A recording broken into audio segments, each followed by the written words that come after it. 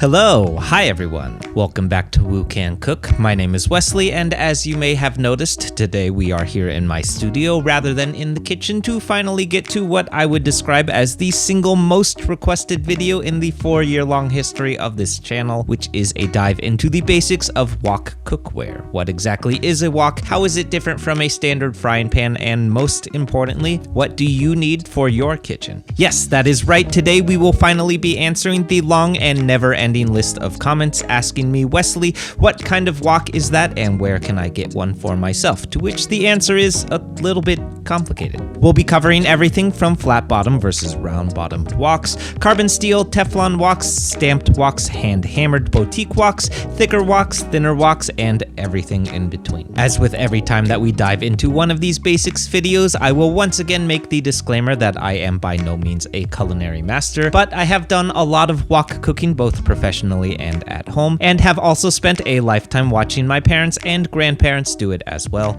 As always, the best that I can offer is what I know from personal experience and how I have come to approach wok cooking for myself. While a lot of the things that we're going to touch on today are pretty broadly accepted techniques and standards, many of these points are also more colloquial and simply come from my personal experiences gathered from a lifetime of cooking in a giant metal bowl. Okay, so now that that's all out of the way, for all of you that have been following along with me on this weird YouTube journey for the last 4 years, I heard your demands and here it is. I present to you all at long last the Wok Cook Wok Cookware Basics video.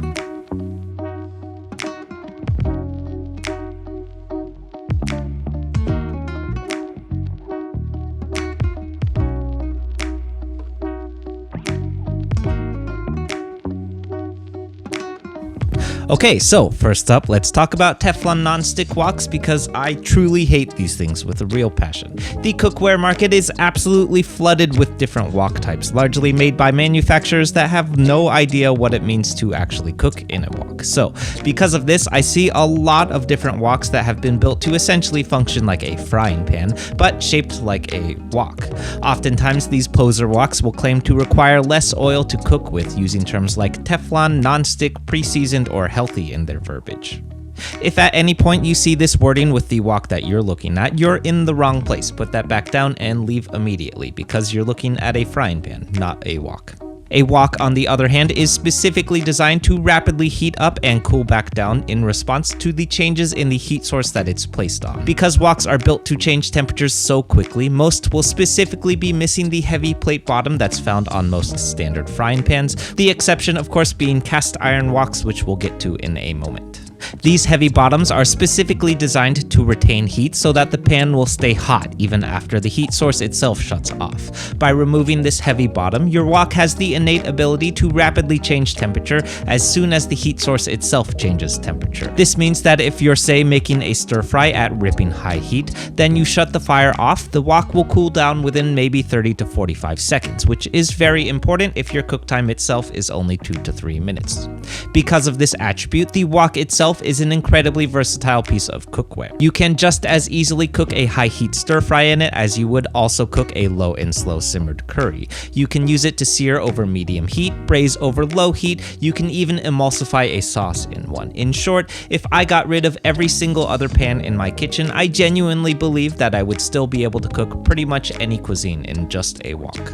Alright, so you may be wondering, okay, that's great Wesley, but what type of wok should I buy though? The wok that you've probably seen me cooking on the most is a single folded carbon steel stamped wok. I picked this up for maybe $15 at a restaurant supply store in Oakland, Chinatown, and I will stand by my statement when I say that there is absolutely nothing wrong with this wok. I have owned 9 of these woks now. We have also used them at every single Wok Cook pop-up for the last half decade, and I think that for the price, these woks are an excellent deal. That said, they are cheaply made using a machine stamping process that essentially stamps a piece of carbon steel into a wok shape, pretty quick and dirty. There's no wooden handle, there's no coating, there's no pre-seasoning, no finishing, there's not even a manufacturer label on this thing. It usually takes maybe 3 or 4 cooks to season these woks properly, but I have also never done any proper bluing, oven treatment, or anything other than simply just cooking on it, and it has always been the single most reliably non-stick piece of cookware that I own. That said, however, I may also note that the reason that I've owned 9 of these woks is because I've also broken 6 of them. The thinner composition of the single folded carbon steel makes them fairly prone to fracturing at the handle, which, you know, for the price, I think I can honestly live with that. That said though, on a whim while I was assembling this video, I thought it might be interesting to compare this Old Faithful to a higher price point wok and see if it really actually does make a significant difference. So I reached out to the folks at Oxenforge who are making these incredibly high quality hand hammered woks, and they kindly agreed to send me something to check out. I will reiterate here that I have absolutely no stake in speaking highly of these folks. I'm not being paid for this video, no one has sponsored anything, I just really like these woks. Let me explain why. Now, to be absolutely honest, I really didn't think that there would be that much of a difference in performance, certainly nothing that would justify spending something like 10 times the price of my Old Faithful Chinatown wok. The first thing that I noticed when I picked this Oxenforge wok up is that it is substantially heavier than my Chinatown wok. And in all honesty, I'll right away point out that this detail alone would likely steer me away from using this wok in any kind of lengthy service day at a professional level. Plain and simple, I just can't see myself lasting an 8-hour service tossing fried rice in this wok all day. You, on the other hand, are presumably not cooking for 8 straight hours though, so I really don't think that this is going to be that much of an issue for anybody cooking at home. It is still light enough to toss with one hand, though maybe not several thousand times a day. In addition to this though, because the wok is heavier, the quality of the carbon steel creates a more even heating around the surface of the wok, in turn yielding a more even cook. While this tends to be less of a concern on the wok burners that we cook on at the pop-up, this is a major issue on a home range where our heat source is at best tedious. Yes, it is true that either of these woks could successfully fry an egg, but you may notice that our Oxenforge wok has yielded a perfectly circular and symmetrical egg, which I literally didn't even know was actually possible. I know what you're thinking, okay Wesley, that's great, but why does that actually matter? Though I'll explain. This evenness in heating actually translates to a lot of different cooking scenarios. Take this sear, for example. Because the wok has heated more evenly, we also have a more evenly rendered fat from our proteins, allowing us to achieve a better and more substantial wok hei when we toss it.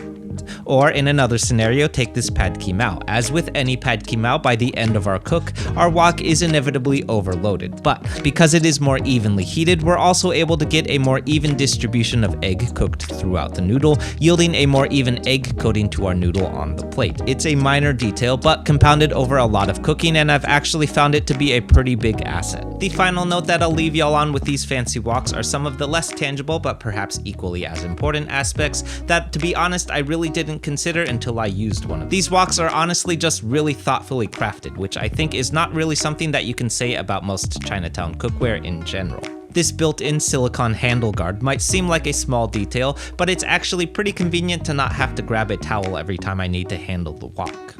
Then there's something to be said about the way that the wok itself is balanced too. While my cheaper Chinatown wok is extremely tail heavy, which causes it to lean forward towards the edge of the stove more, the Oxenforge wok sits more evenly balanced on the range no matter how hard I try and move it.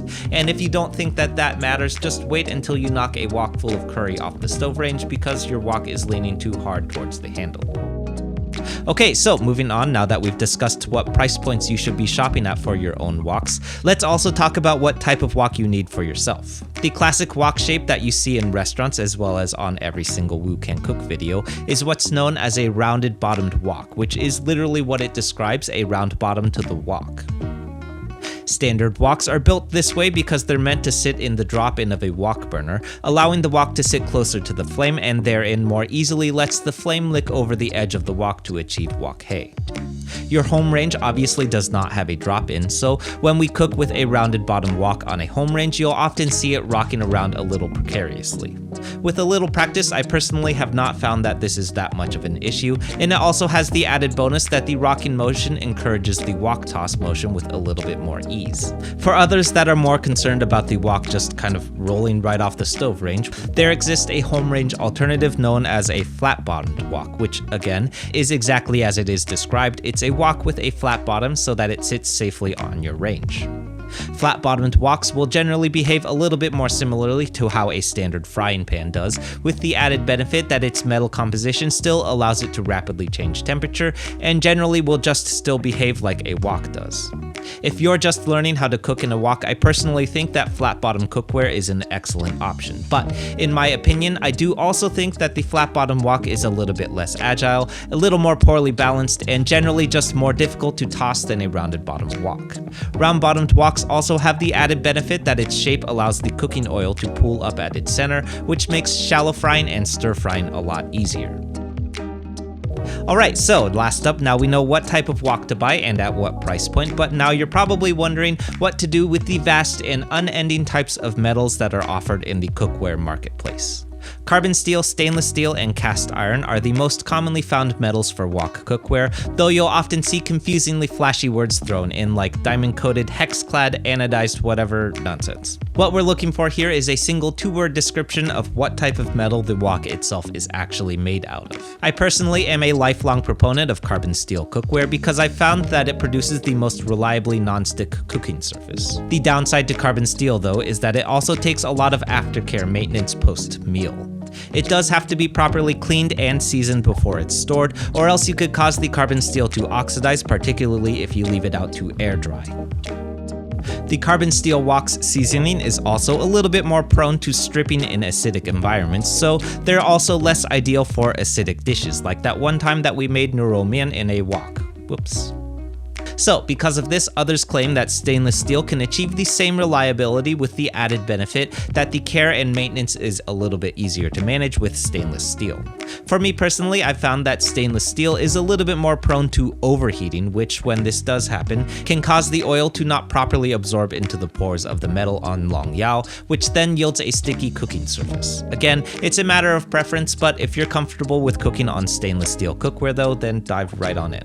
The cast iron wok alternative is one that you'll see floating around in the camping section pretty often, and as mentioned earlier, it's the one and only type of wok that should correctly technically have a heavy bottom to it. This is because obviously the entire piece of cookware is also very heavy. These woks are designed to easily retain heat just like a cast iron pan does because of their heavy cast iron composition even when it's off of its heat source, making them particularly ideal for ranges that don't provide a constant source of heat, such as an electric range.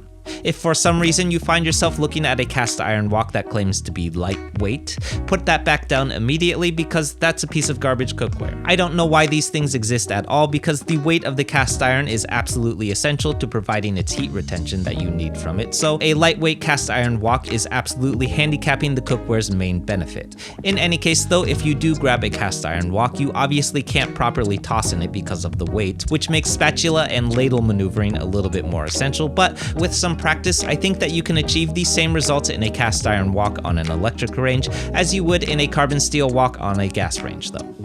Okay, so that's it everyone. I hope you enjoyed this, and I hope that this was helpful or informative or at the very least entertaining to watch. I think that we've covered just about everything that I can think of that's related to wok cookware and finding the equipment that's right for your own kitchen. If there is something that you're curious about that I left out though, leave it down in the comment section below and we can dive into it in the next one of these. As always, like, comment, subscribe, share, be nice interneters, and I'll see you soon.